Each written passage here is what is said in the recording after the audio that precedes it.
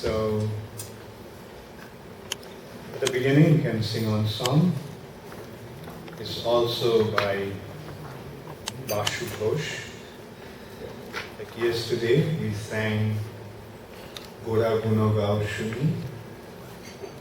That was by Bashu Ghosh. And this one also goes like Jodi Gaura na hoito, tobe ki hoito, kemone horita. Had Sri Chaitanya Mahaprabhu not have come, then how would I have maintained my body and soul together? Radharo Mohima Premo Rasho Shima Jagote Janatuke. Is it being projected?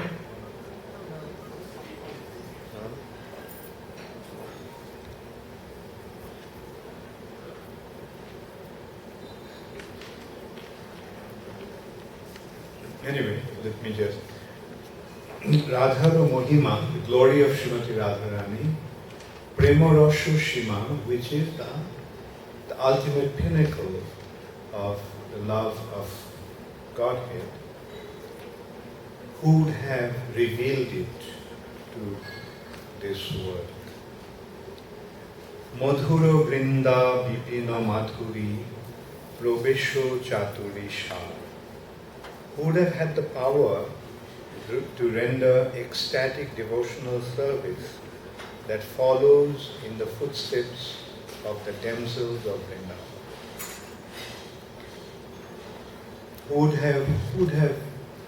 Who would have been able to enter into Krishna's pastimes in the forest of Vrindavan? And who would have revealed its extraordinary sweetness? Borojo Jugoti Bhabero Bhakoti Shakoti Kaitoka. The Bhabero Bhakoti, the intense loving devotion of the cowherd damsels of Vrindavan, who would have had the power to reveal its profundity? Gao Gao Puno Gaurangero Puno Sharolo Koriya Mon Ebhavo Sagore Emono Dayal Na Dekhiye Ekore. So Gao Gao Puno, sing and sing repeatedly the wonderful qualities of Sri Chaitanya Mahaprabhu, making your heart very simple. In this entire universe, I do not see anyone as merciful as he is. Gaurango Bolia, Nagenu Bolia, Kamone Dhorinde. My heart did melt by chanting the holy name of the Lord, Gauranga. How did I maintain my body? Bashuro Diya, Pashano Diya, Vidhi Kamone Guriyachi. How did Lord Brahma make this body, make the heart of Vasudeva with stone, that it didn't melt, chanting the name.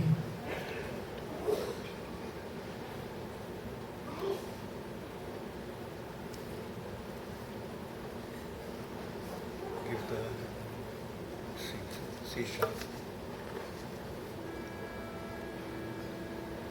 So everyone sees the thing. I think the second line of the third stanza, when it comes, you'll notice that I sing in a different way. Here it says Sharolo Hoya, but actually it's Sharolo Koriya, making your mind simple.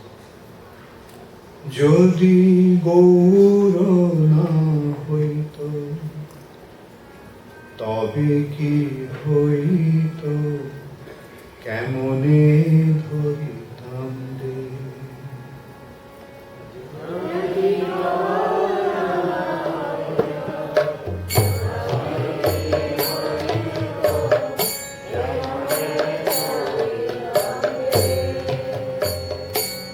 যদি গৌর না হইত তবে কি হইত কেমনে ভবিতাম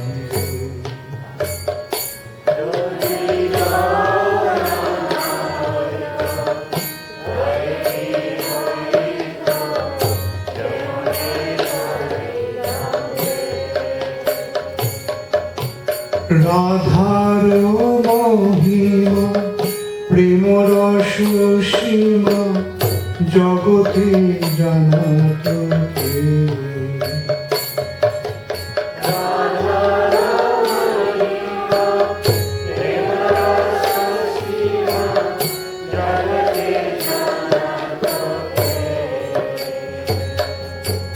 রাধার মহিমা প্রেম রস সীমা জগতে জানাত কে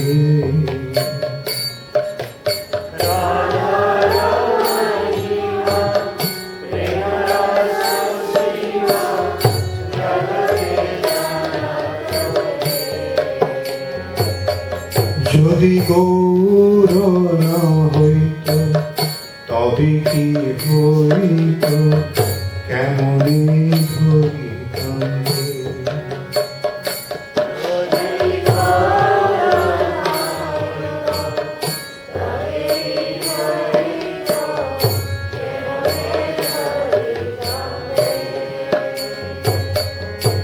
মধুর বৃন্দা বিপিন মাধুরী প্রবেশ চাতুরী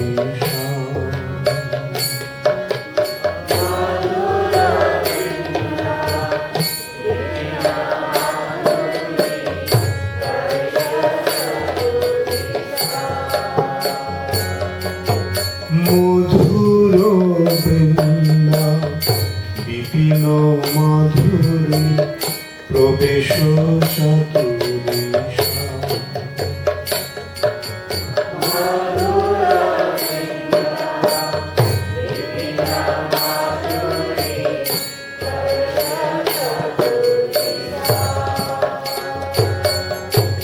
বড় যুবতী ভাবের ভকতি সকতি হইত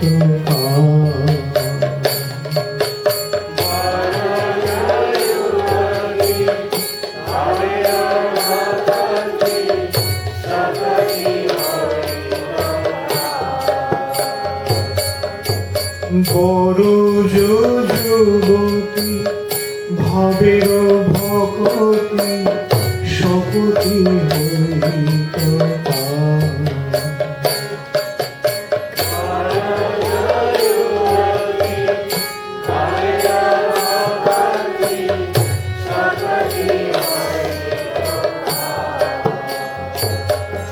যদি গৌর না হইত তবে কি হইত কেমনে ভবিতাম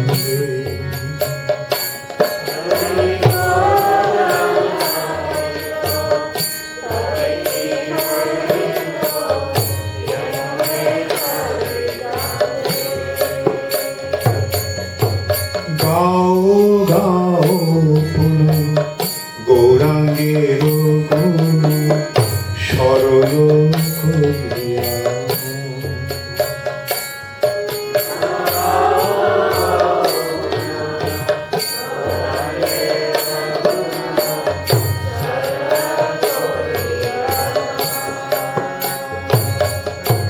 গাও গাও পুনঃ গৌরাঙ্গের গুণ সরল করিয়া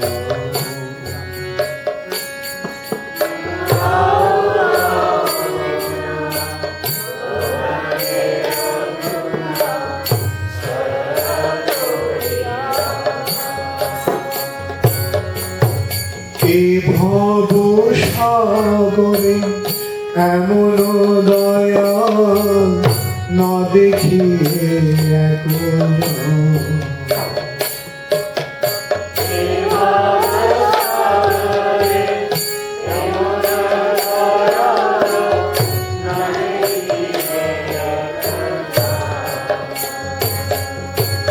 এ ভব সাগরে এমন দয়াল না দেখিলে এখন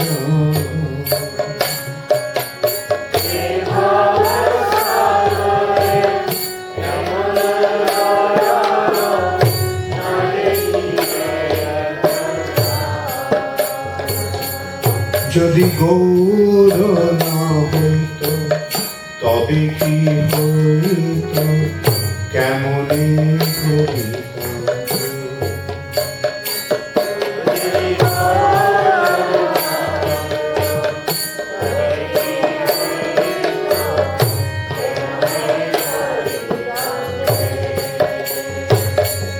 আমি গৌরাঙ্গ বলিয়া নাগিন বলিয়া কেমনে ধরিল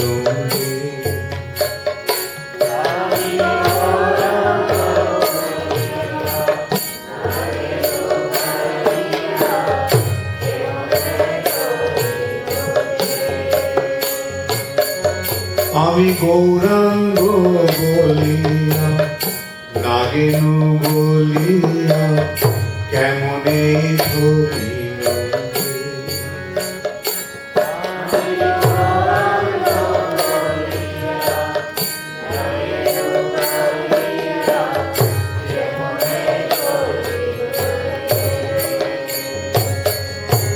বাসুর হিয়া পাষাণ দিয়া কেমনে গড়িয়াছে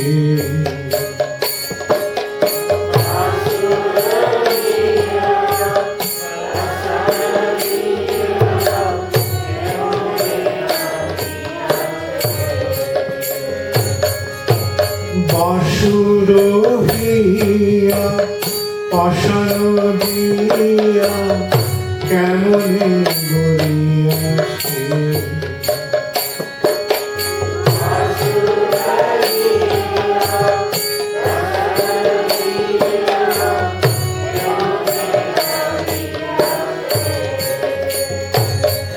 যদি গৌর না হইত তবে কি হইত কেমনে ধরিত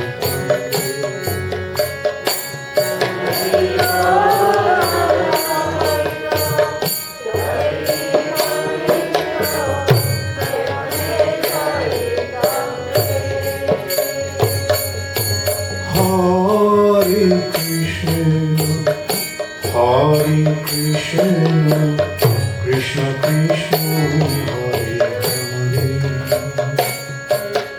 Hare Hare, Hare Ram, Ram Ram,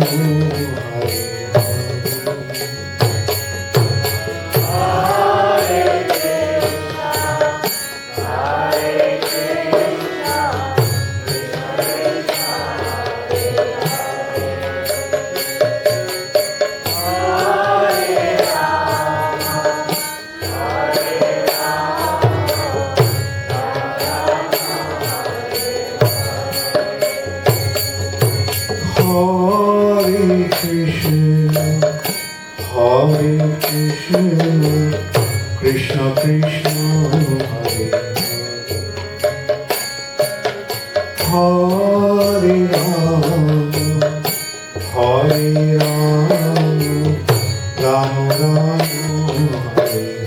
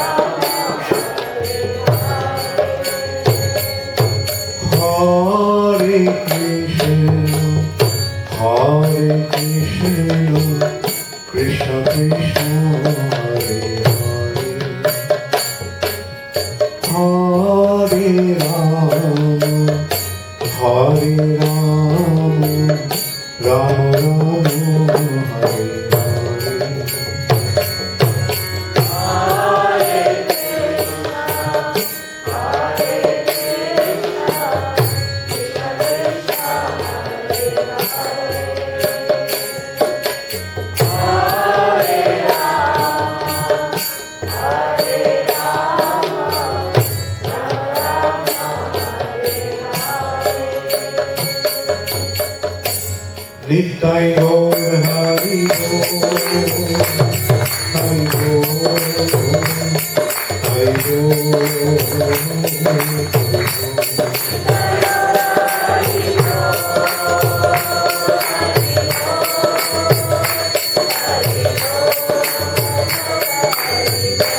Jaya Jaya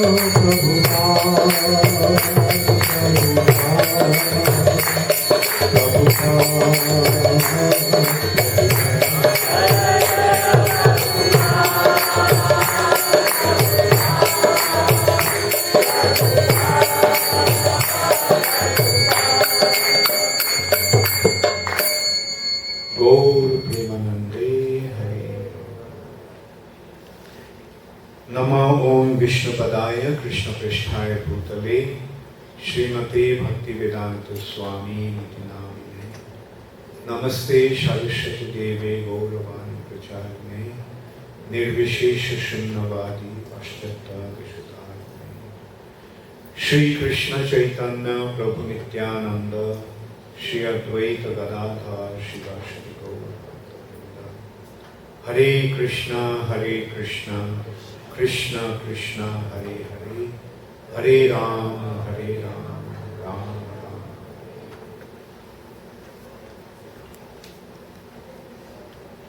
So, through Srila Prabhupada's teaching, is it becoming clear who is the Supreme Personality of Godhead? Krishna is the Supreme Personality. Krishna is the Supreme Personality of Godhead means the Supreme Personality of Godhead is all attractive. That's the real meaning. What's the meaning of the word Krishna? All attractive. It is not that Krishna is the Supreme Personality of Godhead. On the other hand, we can say that the Supreme Personality of Godhead is Krishna. Because he is all attractive, therefore he is Krishna. Just as in English we use the expression, God is almighty. Now, almighty means, might means what? Power. So God is all powerful. Who is all powerful? Are you all powerful? You may think that way. God is omnipotent. Don't we use the expression omnipotent? Meaning also the same, all powerful. God is omnipresent. Is he omnipresent? Is he present everywhere? So these are actually the indication of his qualities. His qualities are synonymous to his name. It is not that just because you have got a name, that is, the name is indicating you. Like name is you. Like for example, the parents give name. Like in English there are so many names. Tom, Dick, Harry. So the names are given and that becomes their name. But that's not the case with Krishna. Krishna's names are not given by somebody in this way. Krishna's names are indicative of two things. One is his qualities. How many qualities Krishna has? How many qualities does Krishna have? Innumerable. Therefore Krishna has innumerable names. And according to his pastimes. And how many pastimes Krishna has? Innumerable. Therefore Krishna has innumerable names. For example, Rama. What is the meaning of the word Rama? That's another name of the Lord. Rama means the giver of supreme pleasure. He is the supreme enjoyer. Ramate iti Rama. And he also is the giver of supreme pleasure, ultimate pleasure. So he is Rama. Similarly, another name is Narayan. Because he is lying in Nara, water, therefore he is Narayana. He is maintaining the creation, therefore he is Vishnu. He appeared as the son of Nanda Maharaj, therefore he is Nanda Nandan. He is very dear to the gopis, therefore he is Gopinath. In this way he has innumerable names, but he is one without a second. He is one without a second. He is one. He may be identified by so many different names. But he is one without a second. And that one without a second is the Supreme Creator. There are secondary creators, like somebody built this table. We can say he is the creator of this table. Somebody built this building. He is the creator of this building. In this way you can go on and on. Somebody created this earth. Somebody created the universe. And in this way we can go to the ultimate. Somebody created the entire material nature consisting of innumerable universe. So ultimately who is the Supreme Creator? Krishna, the Supreme Personality. And understanding of the Supreme Personality of Godhead becomes possible because he reveals himself. What is the best source of understanding the Supreme Personality of Godhead? Bhagavad Gita. Why? Because he is speaking about himself.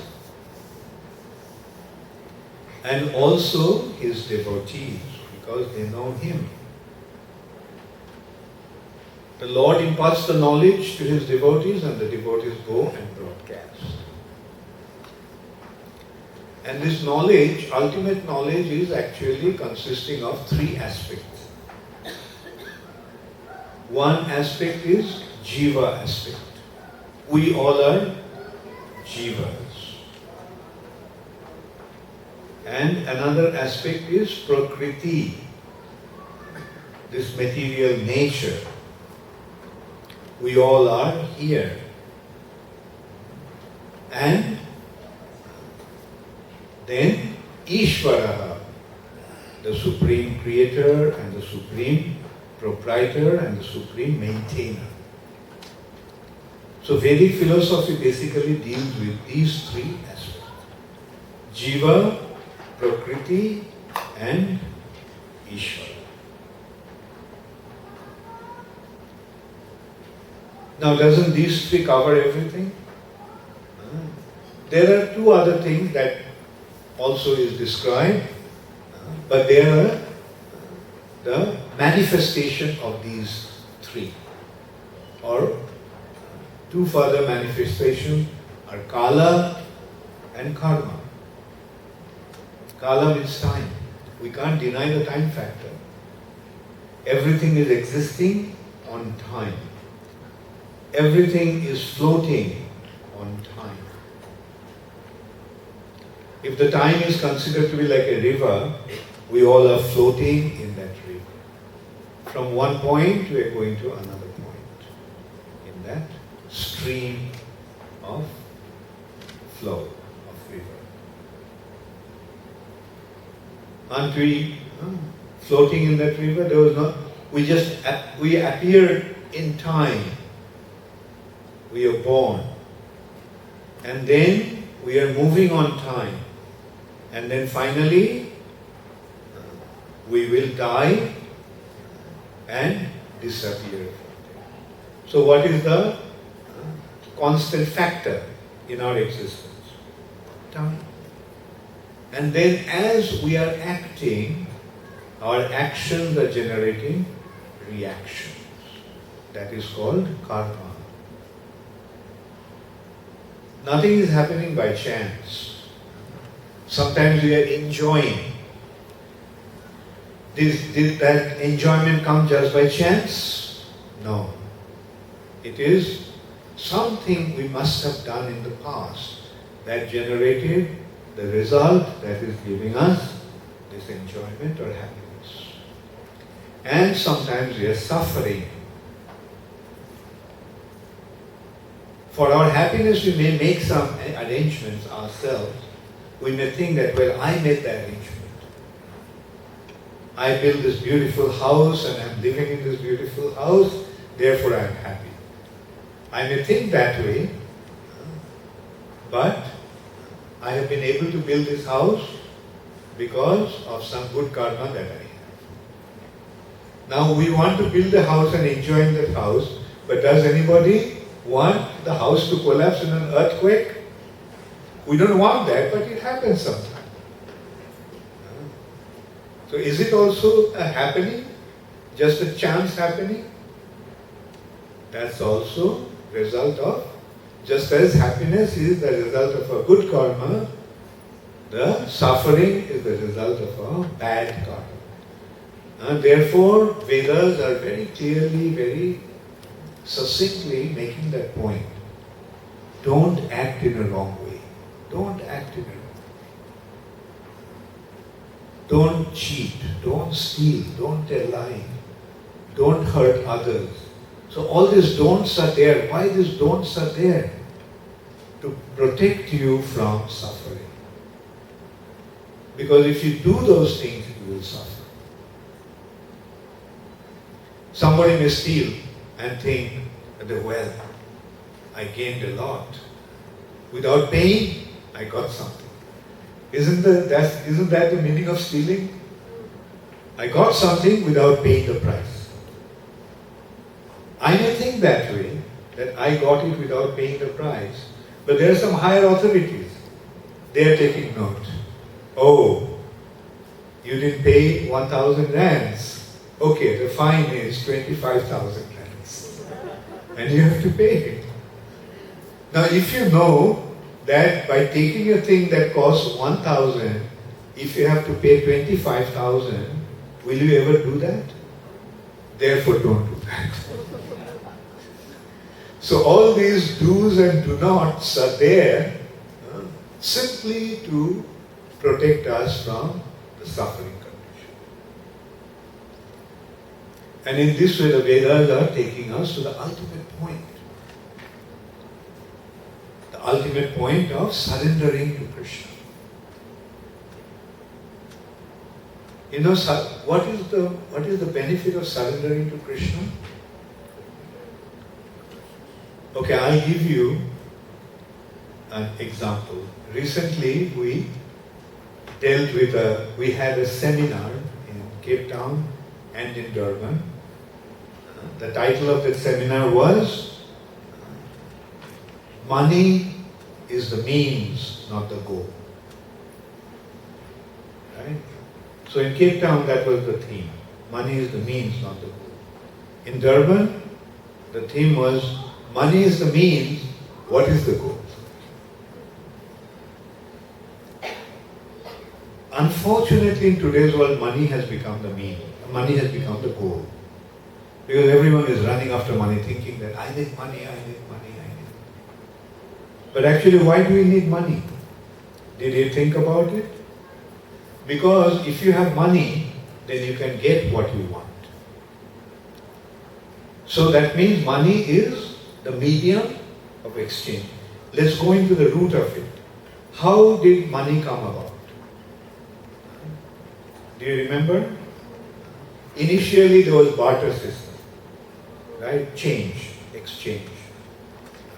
I need cabbage and you have cabbage. And I have rice, I give you some rice and you give me cabbage. Right? That was the way of dealing. But then I go to you and say, can you give me some cabbage? I'll give you some rice. He says, I have plenty of rice at home. I don't need any more rice. So I'm in difficulty now. I need cabbage, you have cabbage, but I can't get the cabbage because you don't need what I have. So they thought that there should be a common medium of exchange. You may not need rice, but I have these coins. So, you take this coin and this coin, with this coin you can buy anything that you want. And in this way, this gold or coins, mainly made of copper, silver and gold, became the medium of exchange. Then it became more subtle. Rupees, the paper currency. Then it became credit card. See how with time it is becoming more and more subtle, and now you don't even need credit card. The bank credit is there. You don't have to use the credit card. Your credit in the bank. That means you have your credit, and with that credit you can get whatever you want. Now, these all arrangements are in this gross bodily platform. But beyond this gross bodily platform, there we have a subtle body. How many of you are aware of it? How many material bodies do you have? How many? How many? 2. What are those 2 material? Okay, let's see how many of you know how many material bodies you have. Is this the only body you have? This body is the gross body. But beyond that, do you have another body? What kind of body is that? How do you know?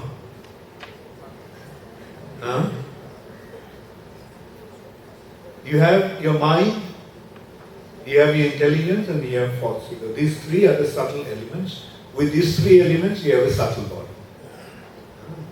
So, we have another body, subtle body.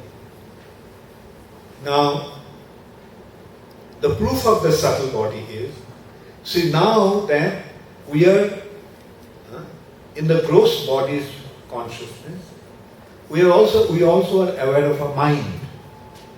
Do you have a mind? How many of you think that you have a mind? Do you have intelligence? A lot of it?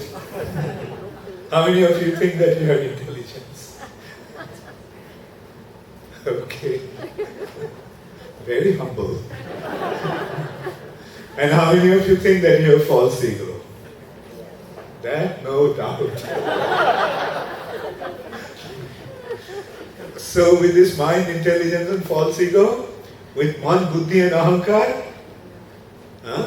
with these 3 subtle elements, we have a subtle body, just as with 5 gross elements, we have a gross body. This body is made of 5 gross elements. Earth, does this body have solid substance? Does this body have water in it? Does this body have fire in it? Does this body have air in it? Does this body have ether in it? Yes. So with these 5 gross elements, this gross body is made. But beyond that, there is a subtle body. Okay, you fell asleep. Are you aware of your gross body? But you are dreaming. Is it happening in your gross body? But is it happening to you? Who is that you? That is the you in your subtle body. Now next time you dream, think about it. That's how you are dwelling in your subtle body. Now, can you get what you want in that subtle plane with the money that you have? With your credit card, can you use credit card?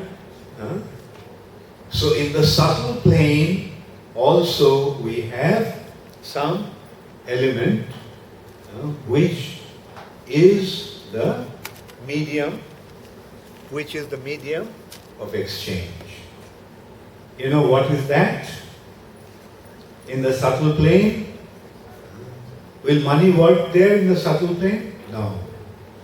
Now mind you, subtle is the cause of the gross. Whatever is happening in the gross plane, the cause of that is in the subtle plane. Now, just let us consider. Somebody is born as a son of a billionaire. Just by his birth, how much did he inherit? Didn't he become a billionaire just by birth? Now, the question is, how did it happen? The cause of that is in the subtle plane. And what is the cause? The cause is called punya, or piety. Someone is born in the house of a beggar, pauper. Did it happen by chance? No. All these, somebody is born as a prince, somebody is born as a pauper. The reason is their past karma. The one who had piety, he was born in a rich family. One who is sinful, who has sinned in his past, then he is born in a poverty-stricken family. 4 things are results of piety. And all those 4 things are extremely coveted. What are those 4 things? Janma, birth in an aristocratic family. Aishwarya, opulence. Shruta, education or knowledge. And Shri, beauty. Physical beauty, knowledge, opulence, and birth in high family are the results of pious activities. And when there is absence of that, that's the result of sinful activities. That's why in Indian culture we see that people would not go for immediate benefit. Rather, they will go for pious life even at the cost of immediate loss. For example, Prabhupada once told us that in 1944 there was a big famine in India. It was created by the British. They were forcing the Indians to join the army to fight against the Germans. And the Indians were not joining. So what they did, they created that famine by burning all the crops all throughout the country because they were ruling the country. And there was an acute famine. Many people died. But Prabhupada said there was not a single instance of looting or stealing. They would rather die, but they wouldn't indulge in sinful activity. Because they knew the result will be harmful. Therefore, so that is the understanding. Even at the cost of the gross benefit, derive your subtle benefit. Even at the cost of some immediate loss, create the benefit for the future. So subtle, what is the subtle wealth then? Punya. Gross wealth is money, but subtle wealth is punya. If you have punya, then automatically gross wealth will come. And not only gross wealth will come, the other coveted factors also will come in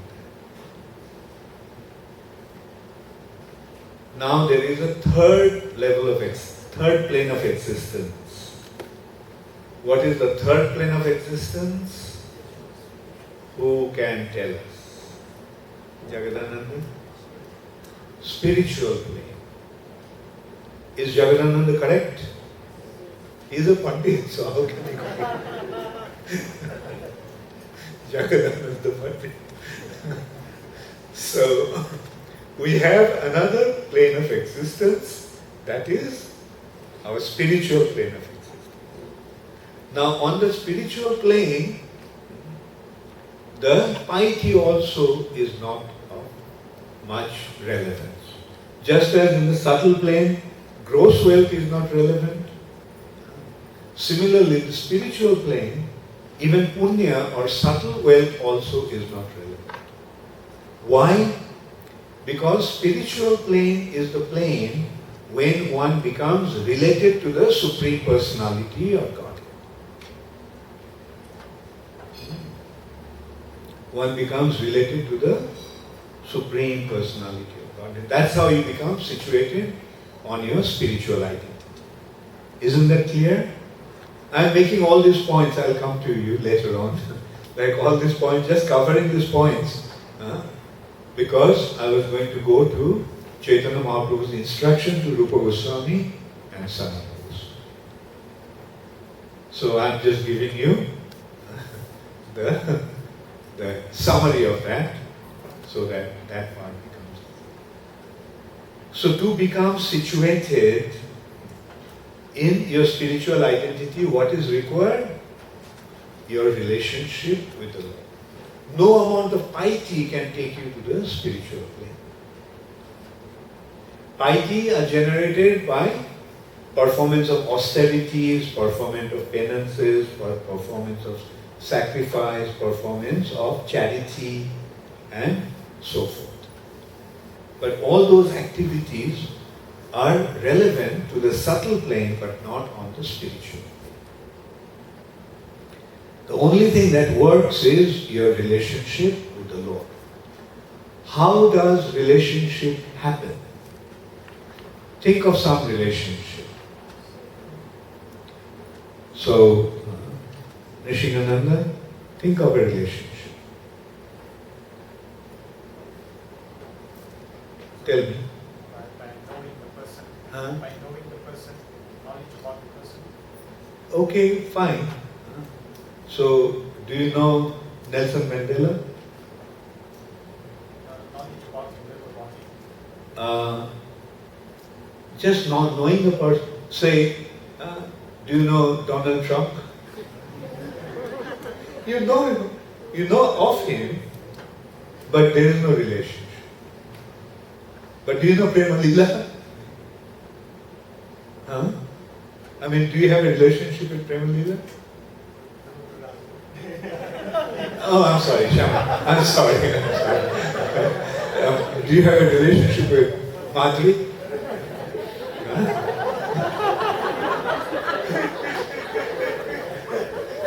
Sorry. Anyway, do you have a relationship? So do you have a relationship? Let's get it more real. Do you have a relationship with Shamananda?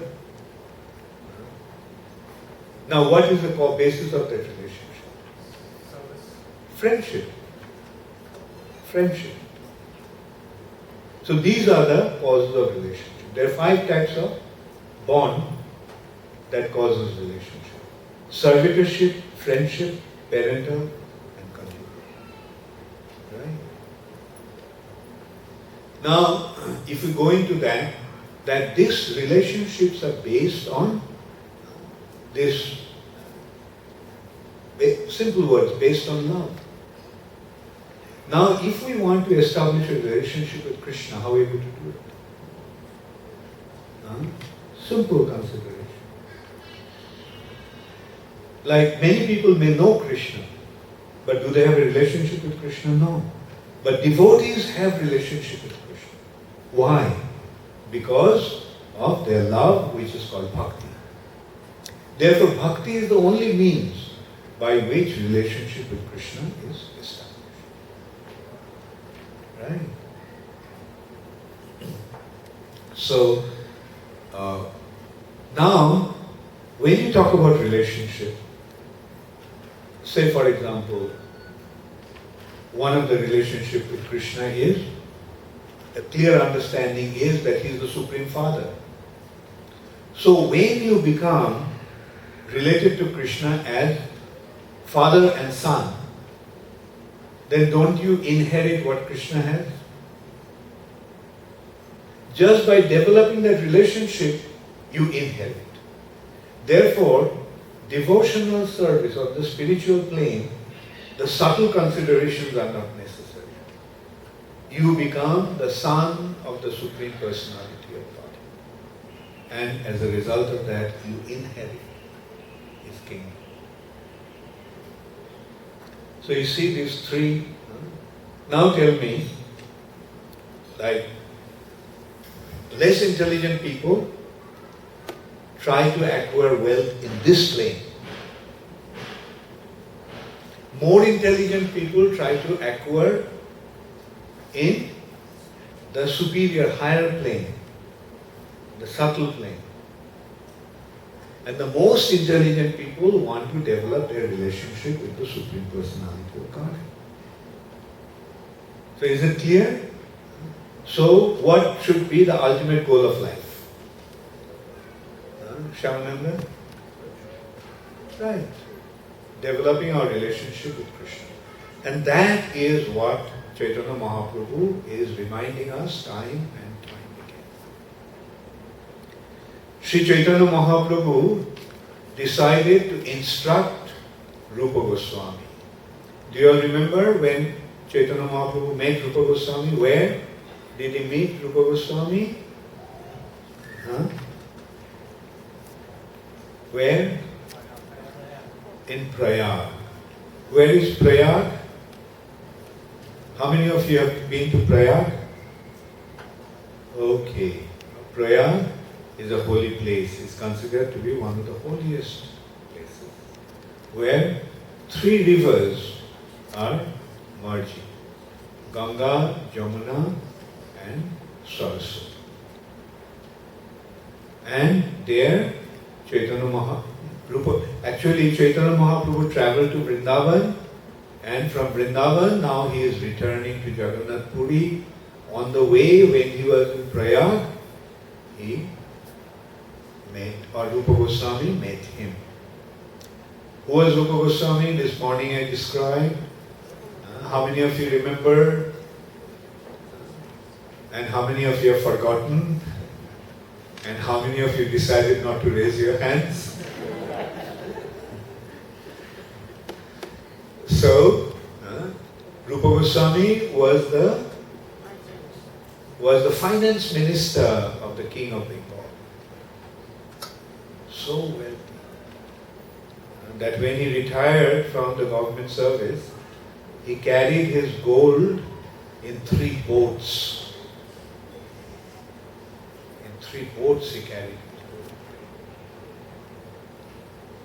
But he left everything and went and started to travel towards Vrindavan to meet Sri Chaitanya. And when he came to Prayag, then he got to know that Chaitanya Mahaprabhu was there in Prayag. So he saw Sri Chaitanya Mahaprabhu when Chaitanya Mahaprabhu was going to the temple of Bindu Mata. He offered obeisances from a distance. And then Chaitanya Mahaprabhu met him, and he was very dear to Chaitanya Mahaprabhu. Mahaprabhu embraced him, and he invited him to where he was staying. And so he had some initial exchanges with him, and then he decided to instruct Rupa Goswami. But he was always surrounded by so many people that he decided to go to some secluded place to instruct. So in Prayag, there is a ghat.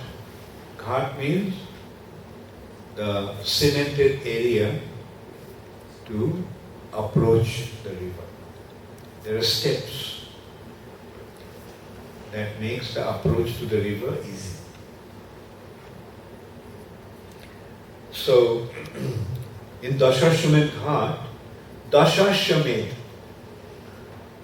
the meaning of the word is, at that place 10 Ashwamedh sacrifices were performed. Dasha means 10, Ashwamedha is Ashwamedha sacrifice, Ashwamedha yajna or sacrifice, and Ghat. So Rupa Goswami is Chaitanya Mahaprabhu told Rupa Goswami the science of devotional service, the subject of devotional service is like an ocean. And I'm just going to give you just a little drop to get the taste of it. It's an ocean. But I'll just give you a drop of that ocean for you to understand and appreciate. So,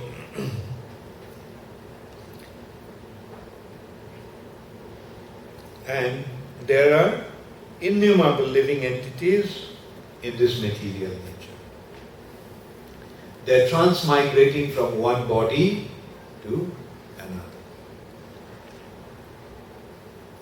And while traveling in this way, a living entity, in the material nature, the living entities do not really have any means to recognize the spiritual item.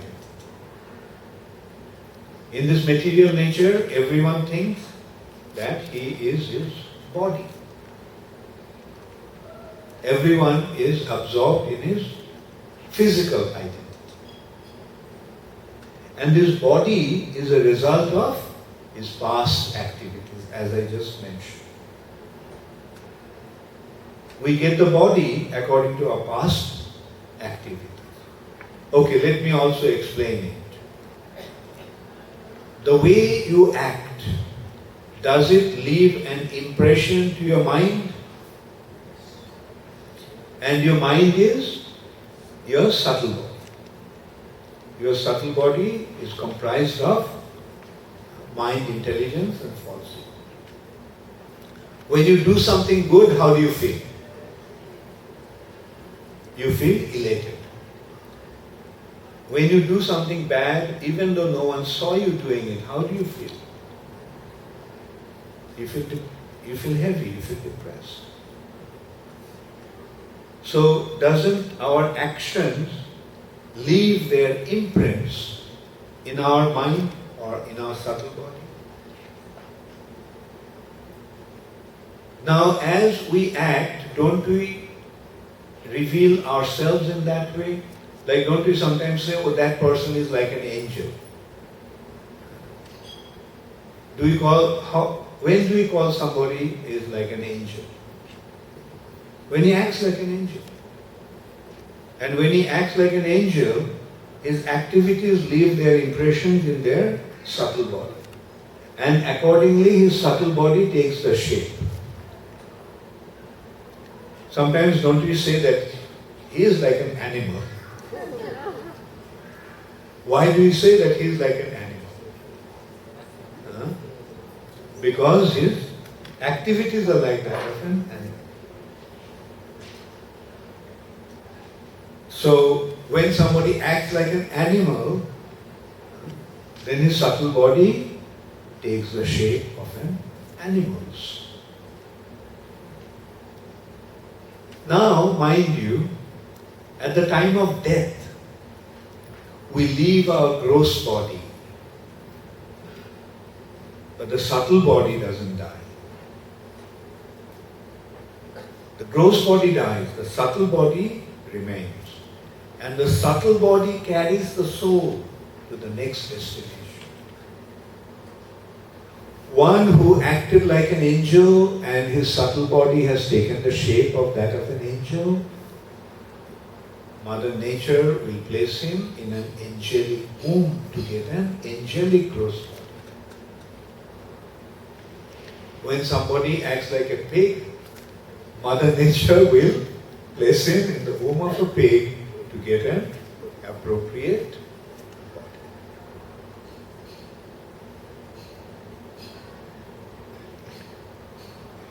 Makes sense? Huh?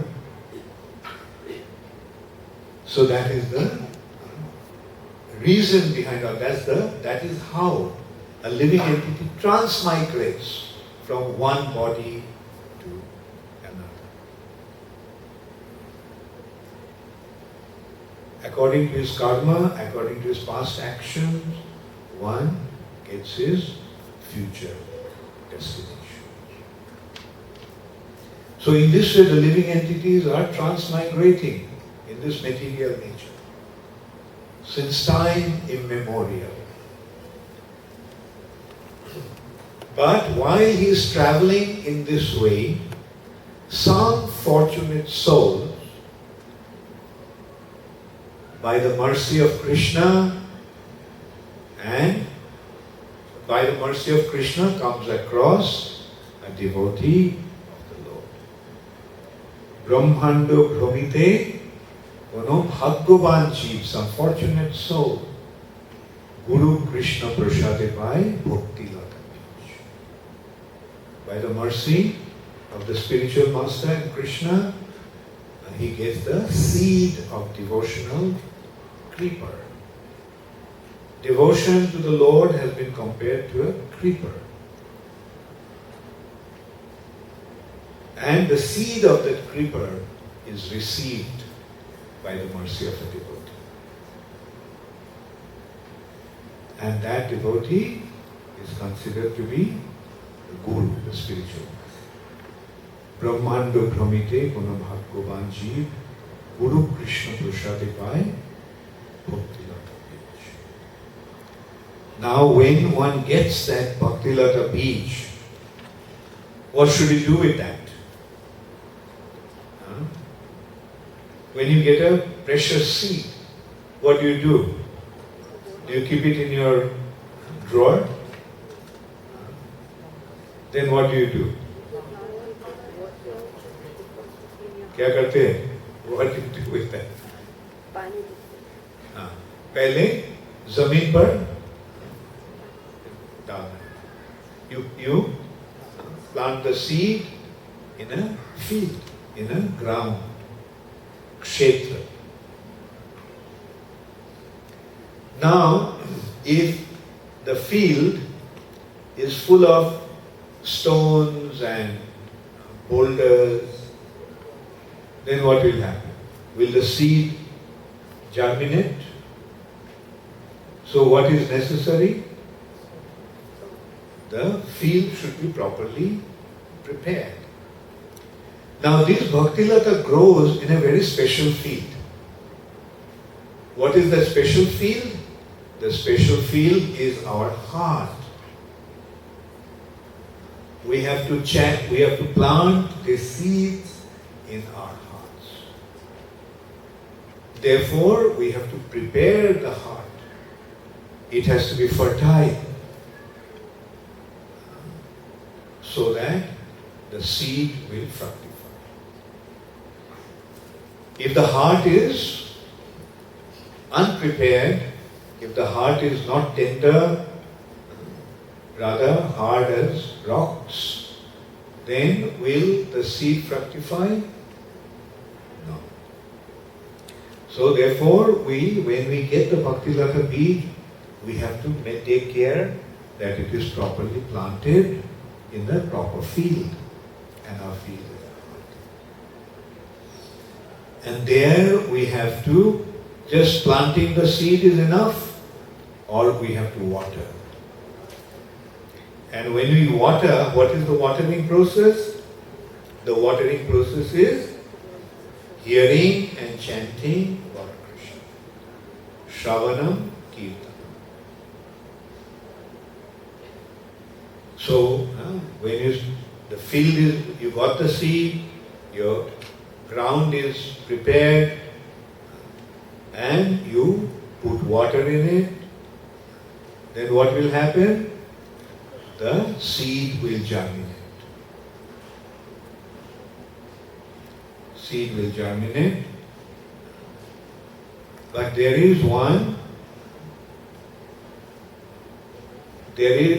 when the seed is germinated, then what do you have to do?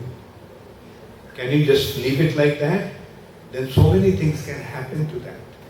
Somebody can trample it, Therefore, you put a fence around it so that it is well protected.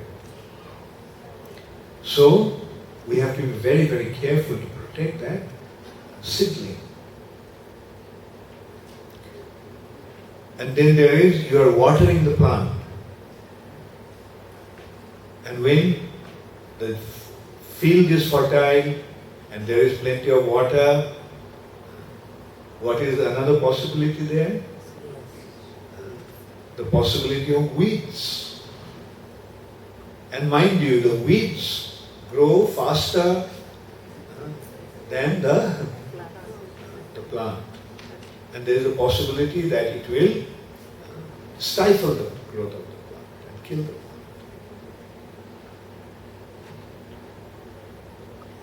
Therefore, we have to be very, very careful that these weeds do not grow. And these weeds are undesirable things. Material profit, worship, and so forth. So a devotee has to be very, very careful that he doesn't become affected by all these material influences or material prosperity. Now, how to do that? Now, how many of you have seen the growth of rice paddy? Okay, so many of you haven't. Now, you'll notice when you see the rice paddy field, when the plants are small, the rice plants, they cover the whole field with water. Now, one feature of the rice paddy, that when the water is there, it tends to go beyond water, grow beyond water. So when you put water, it tends to go up. And that covering the field with water makes all the weeds to die. So now what is the watering process? Watering process is hearing and chanting. So when you are absorbed in hearing and chanting, then the weeds cannot grow.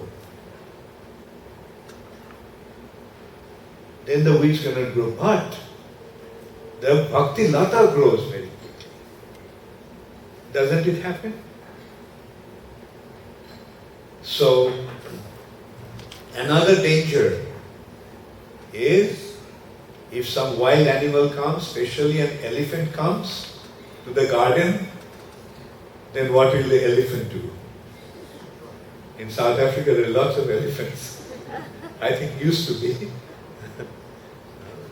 Like in India also, like at the foothills of Himalayas and South India, they have a tendency, they come in hordes and they destroy the field.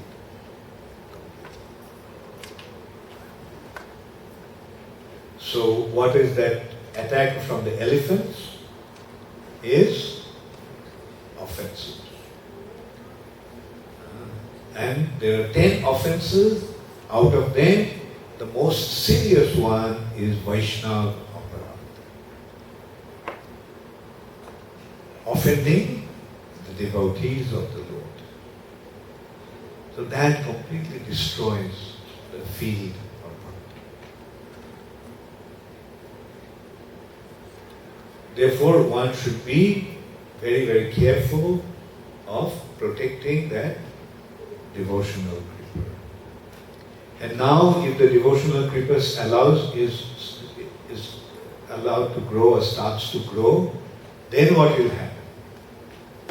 Then this devotional creeper will penetrate through the 7 coverings of the universe. Each universe has 7 layers, 7 coverings. And they have 14 planetary systems, Out of them, 7 are higher and 7 are lower. So Bhakti-rata grows. Like, it goes beyond heavenly planets, goes beyond Brahmaloka, Satyaloka, penetrates through the covering of the universe, goes beyond the causal ocean, enters into the spiritual sky, and it goes to Golok Vrindavan. And there it takes the shelter of Krishna's lotus feet. The Kripa needs the shelter. It is growing, but eventually it has to have the shelter. So the shelter is Krishna's lotus feet. And there what happens? The Bhakti-lata starts to flower, and then that flower turns into fruits. And the unique thing about it is that the flowers also remain and the fruits also appear. In the material plane, the flowers turn into fruit, but in spiritual world, the flowers remain in the plant and simultaneously the fruits also appear there. And what is that fruit of Bhakti-lata? The fruit is Krishna prema, love of Krishna. And that love of Krishna is the ultimate goal. So now you see how this ultimate goal is achieved. Sri Chaitanya Mahaprabhu in this way instructed Srila Rupa Goswami. He also mentioned, he went into various elaboration also. I actually jumped from living entity, which is, I consider the human being getting the human birth, and coming across a devotee and receiving the Bhakti-lata beach. But Rupa Goswami also mentioned very systematically, there are innumerable living entities. He classified them first, Chaitanya Mahaprabhu, to Rupa Goswami. He classified them in 2 categories, moving and non-moving. Trees and plants fall in the non-moving category. Do the trees and plants have soul? Are they living? Yes. Another interesting consideration here, how do we determine the living and non-living from non-living? See, Vedas are so scientific. Living fall in the living entities display 6 symptoms. Those 6 symptoms are birth, then growth, change, reproduction or multiplication, decay, and death. Now let's consider a weed or a plant. Is it born at some point? When it became a seedling from the seed, it's born. And then, does it remain like that all the time? It grows. It changes. In winter, the leaves fall, or rather in autumn, the leaves fall, and then in spring, new leaves appear. Then flowers appear. The flowers turn into fruits. Changes. The plant, the tree in winter and tree in spring, do they look the same? And then in the fruit, there are seeds. The seeds will fall on the ground, another tree will come. Reproduction. Then eventually the tree will decay and the tree will die.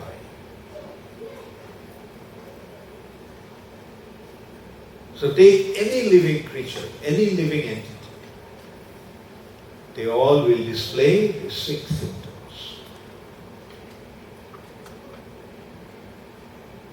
Take a microbe, born, grew, changed, reproduced, decayed, and died. Take the same thing applied to animals, birds, reptiles, insects, worms, human beings, everyone.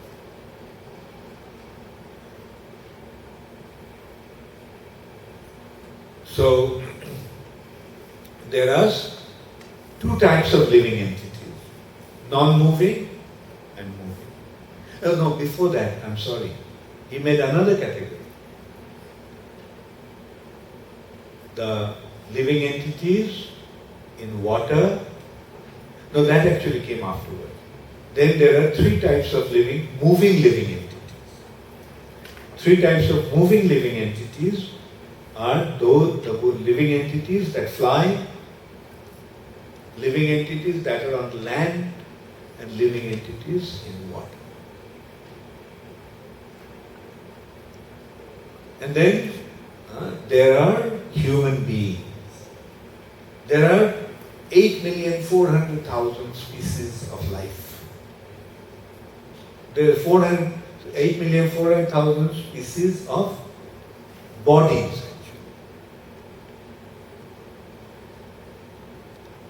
And out of that, only 400,000 are human beings. Then the human beings also fall in different categories. Uncivilized, half-civilized, and civilized. The consideration of civilization is in relation to spiritual understanding. The living entities, those who do not have any spiritual understanding, they are uncivilized. They may wear nice dresses and may live in nice houses and drive fancy cars, but according to this category, they all are uncivilized.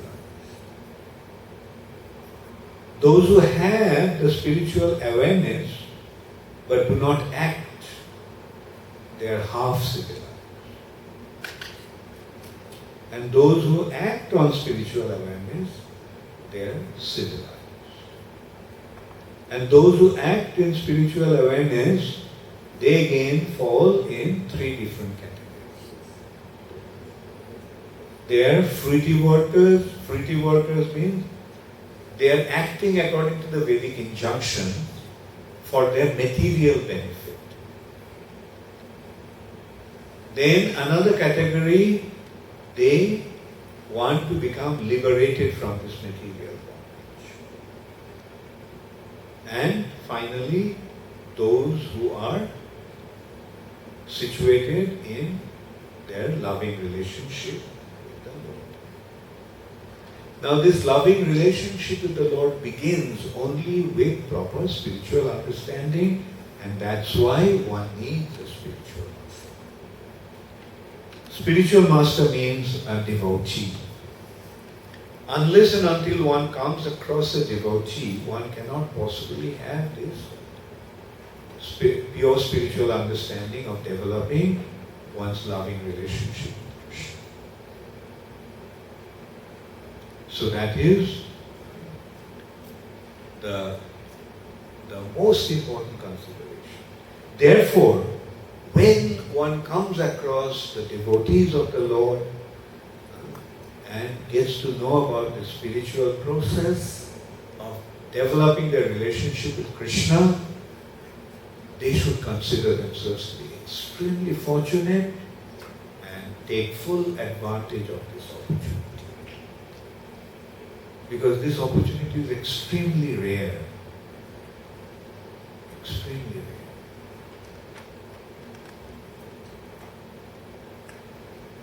Very fortunately, in the age of Kali, especially now, after Srila Prabhupada appeared, this opportunity has become quite widely available. Just consider, had Prabhupada not have come, you all, wherever you are, South Africa, Europe, America, India, could you have had access to this process?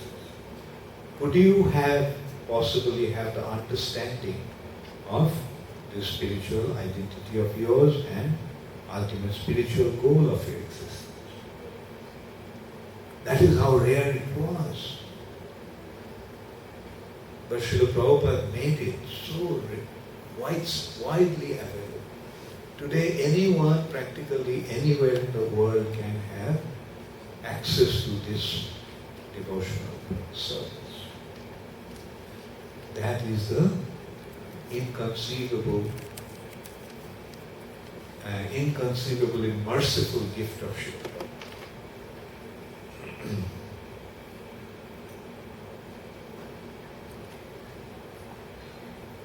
So now when we practice devotional service, then what happens? Devotional service gives rise to 6 benefits. 6 things happen. Devotional service is klesha gani. What's the meaning of the word klesha? Klesha means suffering. And gna means to kill. Like ripu gna, killer of the enemies. Who is the killer of the enemy? Krishna. Gna. And gni means the killer. Gna means to kill, and gni means the killer. So this devotional service is the destroyer of suffering condition. Klesha gni. Ever since you have accepted devotional service, did you become considerably relieved from your suffering condition? How many of you experienced that? Very good. Thank you. So see what happened? The first thing that happens is no more suffering. Okay, somebody say, well, I see the devotees also suffering. They get fever, they get all kinds of things. Yes, they may, but the thing is, that may happen to the body, but they do not become affected by that. When you know that you are a spirit soul, then whatever happens to your body doesn't really affect you, because you are on another plane. Like a child who thinks that he is the dress that he is wearing. If anything happens to the dress, how will he react? Start crying. But a grown-up, if something happens to the cloth, what does he cry? Why? He knows that that's only a dress. He takes it off and puts it. So similarly, things may happen to the devotee's body, but because he is not in the bodily concept of life, therefore he doesn't become affected by whatever is happening to him. Right? And plus also it happens, like by Krishna's mercy, things become very favorable. Shubhada, it brings all auspiciousness. The devotional service, when you take to devotional service, your life becomes full of auspiciousness. And when you practice devotional service, then liberation becomes insignificant. Is anyone too keen to get liberation? I'm seeing some of you are curling your lips and in disgust. Good sign. Because it's so when you have some, say for example, when you have the opportunity to go and live in the palace of the king, will you be so concerned about becoming free from the prison house? You may be in the prison, but when you get out of the prison, where will you go? And when you are in the prison, you are king's man. Are you treated like a prisoner? When a king's man goes to the prison, does he become a prisoner? So those who becomes Krishna's man, they may be in the prison house of the material nature. Are they prisoners? How many of you become Krishna's men and women? Raise your hands. So are you prisoners in the material nature? And since you are Krishna's man, where will you be? In Krishna's palace. So that's why a devotee doesn't care about liberation. Liberation becomes insignificant because he is so way beyond liberation that he doesn't even bother about liberation.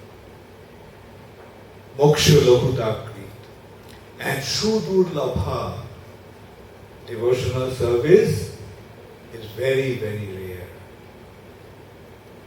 Therefore, please protect your devotional service very, very carefully, recognizing that it's very rare. It is due to your inconceivable good fortune that you have found it. It's very rare. Sudurlabha. Then Shnandrananda Visheshatma. This devotional service brings inconceivable joy, fills your heart as if it drowns you in an ocean of ecstasy. Sandrananda Vishesha. And Krishna Karshanicha, devotional service, attracts even Krishna.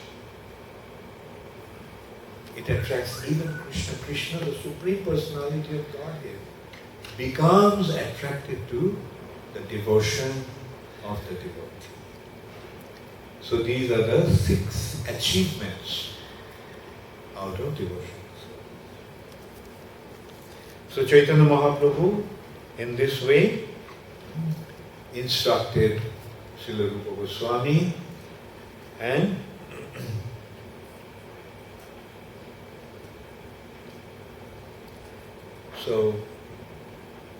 and the bhakti, he pointed out, there are 9 ways of executing devotion. Navadha bhakti.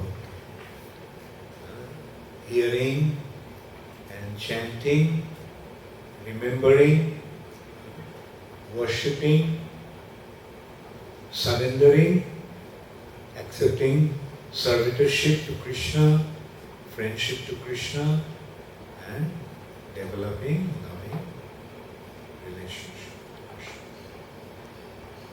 Shravana Kirtana, Smarana Bandhana, Pada Sevana, Dasyare, Pujana Sakhijana, Atma Nivedana, Govinda Dasa Abhinasa.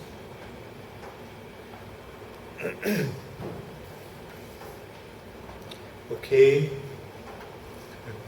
So we can open up the question answer session now. Yes, Jivani?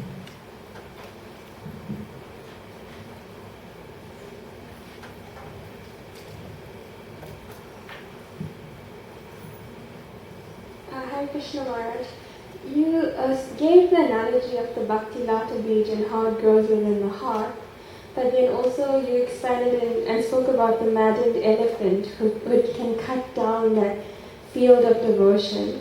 So when we commit offenses knowingly or unknowingly to a devotee, how do we repent these offenses and allow for the seed to grow again? Good. It has been pointed out that to whoever you may have committed offense, just ask him for forgiveness. And I wanted to ask, from earlier you spoke about how Krishna left Vrindavan to perform his duty in Kurukshetra and then he went on to Dwarka. But then also in the scriptures it is described that Krishna never leaves Vrindavan. So there's like this apparent contradiction. So how do we understand that? Very good question. Yes, Krishna never leaves Vrindavan. When Akrura came to take Krishna,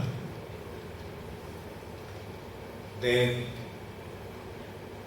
he went, when he came to the border of Vrindavan, and he took his bath in Jamuna. He went to take his bath in Jamuna. And at that time, he saw, although Krishna and Balaram were sitting on the chariot, he saw Krishna and Krishna in the river. So he was very surprised that Krishna was sitting on the chariot.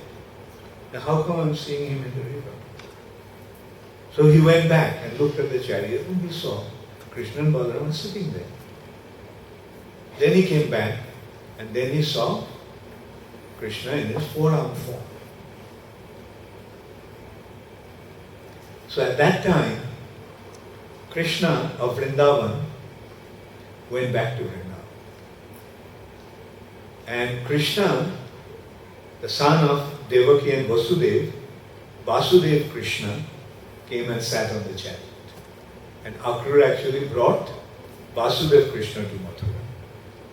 And Vrindavan Krishna went back to Vrindavan. So this is how Vrindavan Krishna doesn't ever leave Vrindavan. Vrindavanam parittajya putra kadapi na gacchati. Leaving Vrindavan, Krishna doesn't even take a step outside. Now the question may arise, then how come the residents of Vrindavan didn't see Krishna? They used to see Krishna. But when they saw Krishna, they thought they were dreaming. So they were meeting with Krishna, they were having all the exchanges, but they thought that they were dreaming. And in their so-called apparent wakeful state, they felt, oh, Krishna is gone, Krishna is gone. Thank you, Hare Krishna.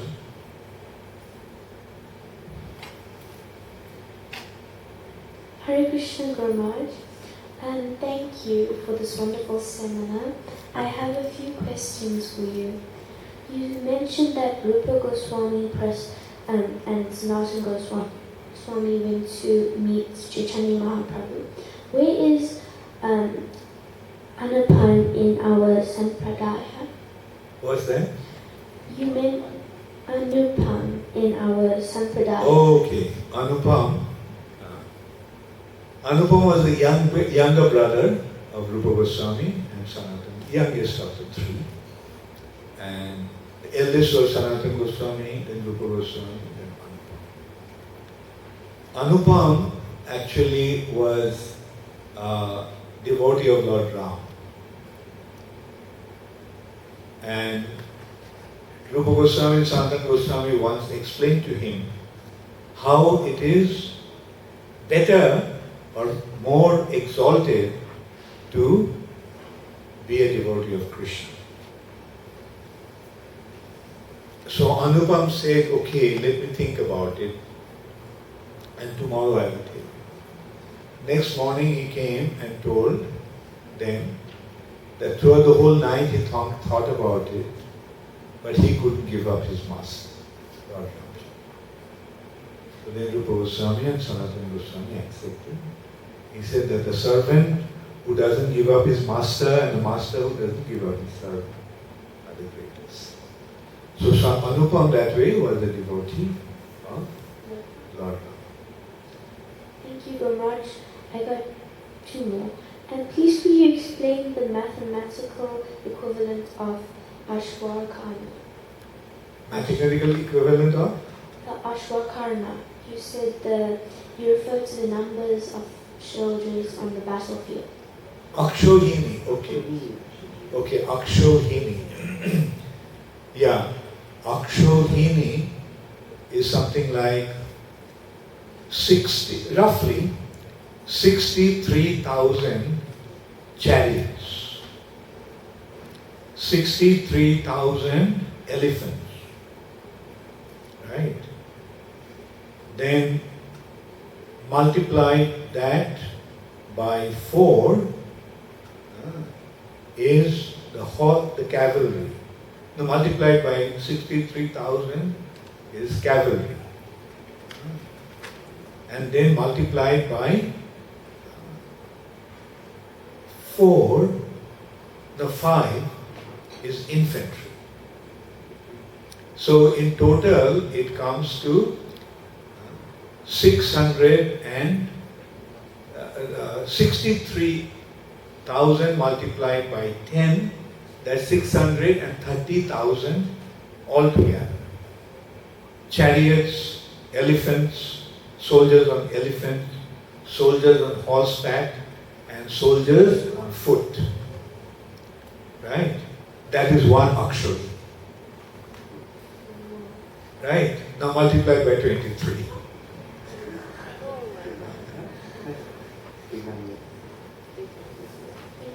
In the history of India, does it mean that only Orissa was not under the Muslim rule? Yeah, more or less, yeah. Muslims could defeat King Prataparudra. But maybe some other parts of South India also remained their sovereignty. But the rest of India was practically under Muslim domination. Muslims actually took over.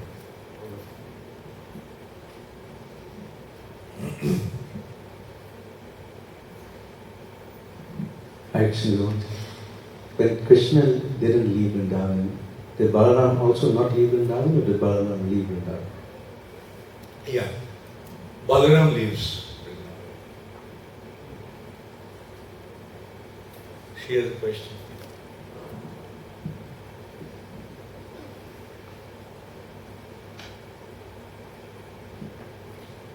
Hare Krishna Guru Maharaj, thank you for such a wonderful class.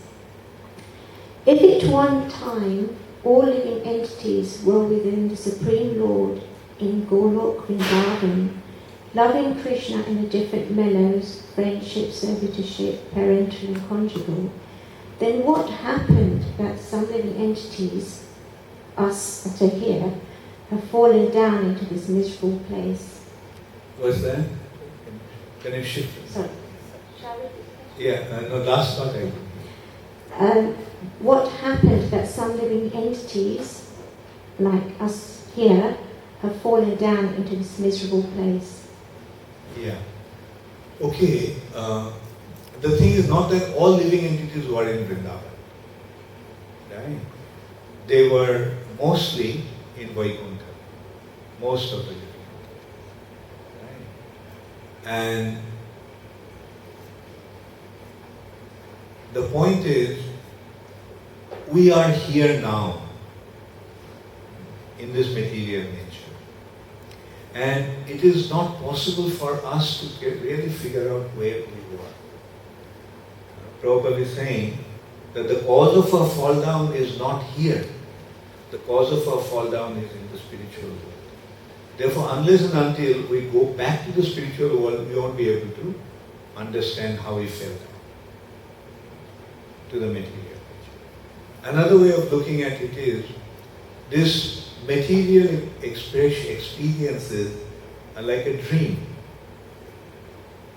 And going back to spiritual world is something like waking up there.